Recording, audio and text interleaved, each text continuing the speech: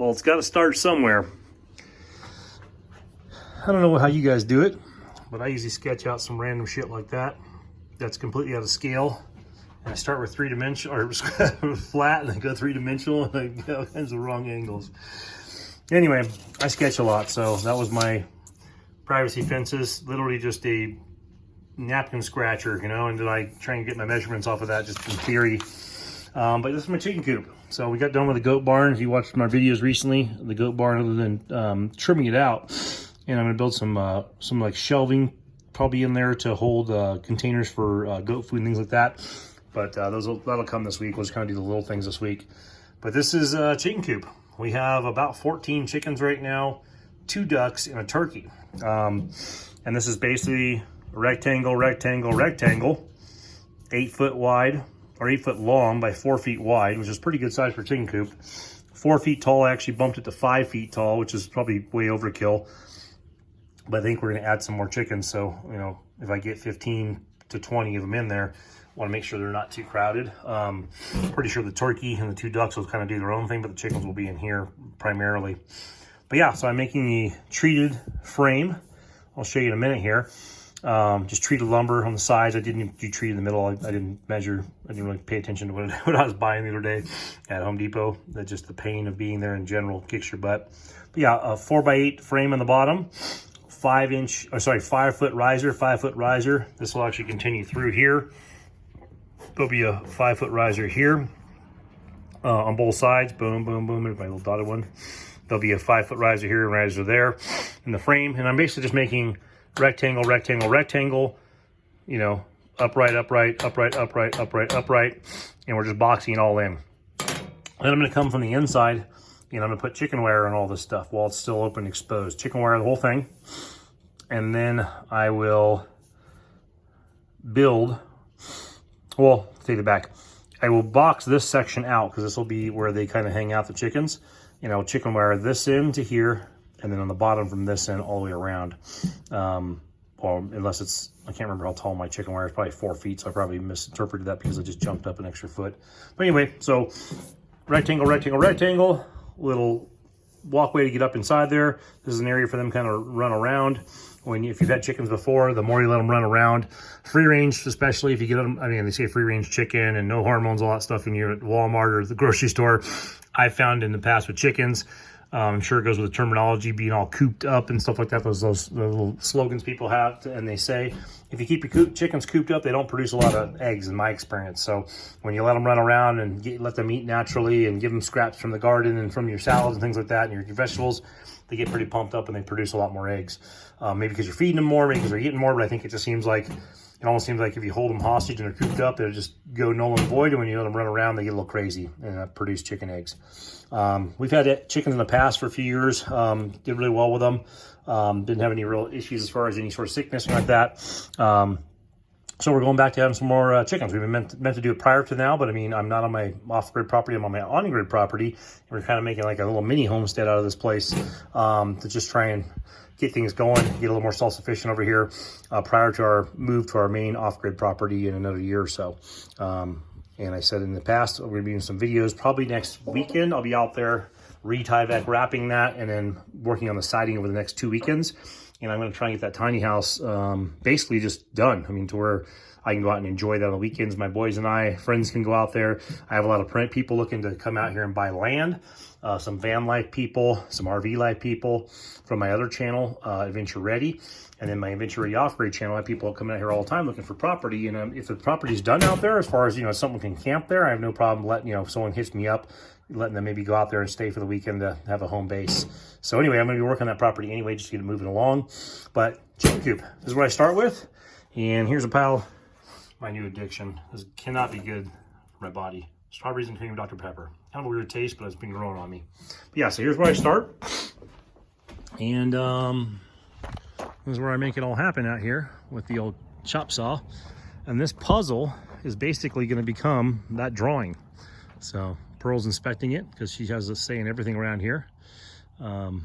She's also inspecting Apollo's little mat he likes to lay on. So it's a mat from our old RV I just laid out there, and he loves to just sunbathe on there. Or on the porch when the sun's hitting that. But yeah, so Pearl's involved in everything over here. But yeah, so that's the frame down there. You can see the treated wood with some supports in the corners. A cross beam right there that's crooked because it's just crap wood I'm using. Hey. They like to try and eat screws, which is definitely probably not good for the digestive system. So they're cute. They aren't the smartest. So anyway, that is the puzzle. I didn't film every single bit of my cutting to bore you guys with that. I basically put on a chop saw and I cut it all down when I'm not riding the mini bike around. But we'll take this and we will turn that into that drawing, which will be 4 foot wide by 8 foot long.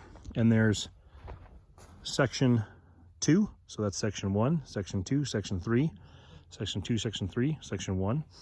We'll build it up and build a little frame. Fiona's over there inspecting the wood pile. So I'm thinking tonight or tomorrow to have a little bonfire out here and burn off some of that scrap. I got a lot of crappy scrap that I'm not going to use for anything. So I'm going to come over here and do a little digging next, and I'm going to try and level off some of this dirt potential campfire tonight. For those of you who haven't seen, still got to trim this out, but we got the roof panels on here. I'm going to finish that eave all the way across with another board. I don't like how that looked. It's just what I had when I was building it. We got the overhang here. It's about 8 foot by 10 foot out to that corner, about 8 by 9 to right there. So a good section for the goats to chill out, get out of the weather, get in some shade in the hot days and get out of the rain when it comes. And I'll probably, I don't think I'm gonna paint this. I might just stain all that just to get it weatherproofed. I don't really want to do a color. If I do a color, we'll do something similar to our privacy fence. But so anyway, right here, this orange outline, boom, boom, boom, boom, is where I'm gonna level off next. So that's not exciting either. So I'm not gonna have you guys watch me dig up dirt, but I do want to increase the berm on my mini bike track. I want to increase the berm after my whoop section back there on my mini bike track. So I'm going to dig some dirt out of there, put it in the wheelbarrow, and just add some dirt to this section right here that the goats are on right now, because it kind of levels off. So anyway, we'll have a little walkway between the goat barn and the chicken coop. The chicken coop, I'm going to put wire on the bottom of it. I'll show you that as I do that. It's going to be a couple steps later. And I'll put some wire mesh like what I used on the privacy fence, and I'll put rock inside the bottom of that thing just to keep it on the ground. We get some crazy winds out here. This will have a nice wind block with this big goat barn here, mini goat barn, but good sized goat barn for the backyard.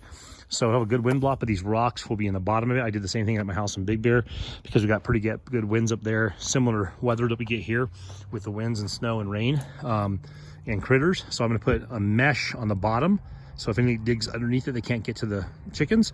Also put rock in there to keep it down, and I'll put some dirt over top of that. You won't see the rock, it'll just be in there for keeping it down the weather. But anyway, I'm going to level this off and lay this out. So we'll get back to you on another video today or tomorrow.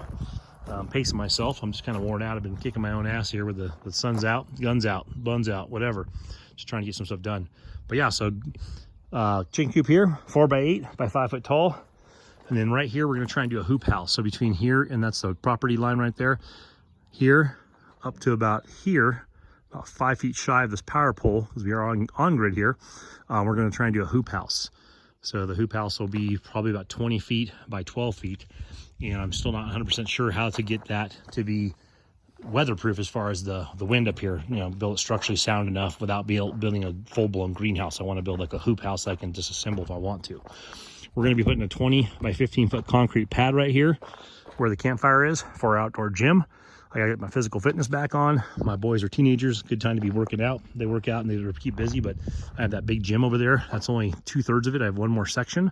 So that'll fill up over here, and we'll be doing functional fitness and CrossFit stuff out here on a concrete pad. I'm gonna lay myself here pretty soon.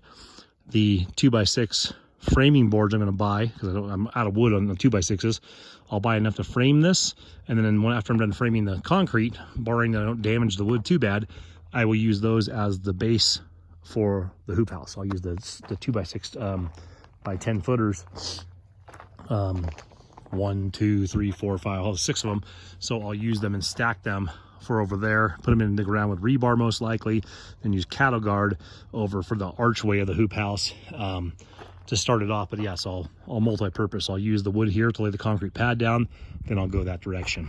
I was going to do a lean-to very similar to what I just built right there in the last 2 days on this container. That was the concept. I was going to do a roof that connects both of these and do a 12-foot roof off of this, or 10 or 12 foot you know, rafters off there, eaves off of that, to support a metal roof of an overhang, put the gym underneath that or use it for storage. But I'm changing my mind.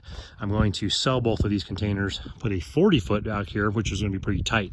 It'll basically go about 4 feet, about 5 feet closer up there, and about, it'll basically obstruct my track. It'll be right about, it'll probably be touching right there in the back. I'm going to do a 40-footer in the middle, and I'm going to build a lean-to off of both sides of that, which will be a little bit more of a permanent structure. And what we do is, if we sold this, would go with it. Obviously, if we rent this property, someone just have a really nice, you know, pole barn style garage if they rented this property for storing things. But anyway, so yeah, I'll catch up to you guys in a minute here. Stay tuned. And I'll try and show the assembly of this on my tripod so you guys can see kind of what I'm doing.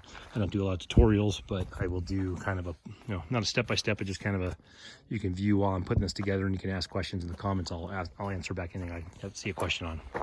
All right, stay tuned.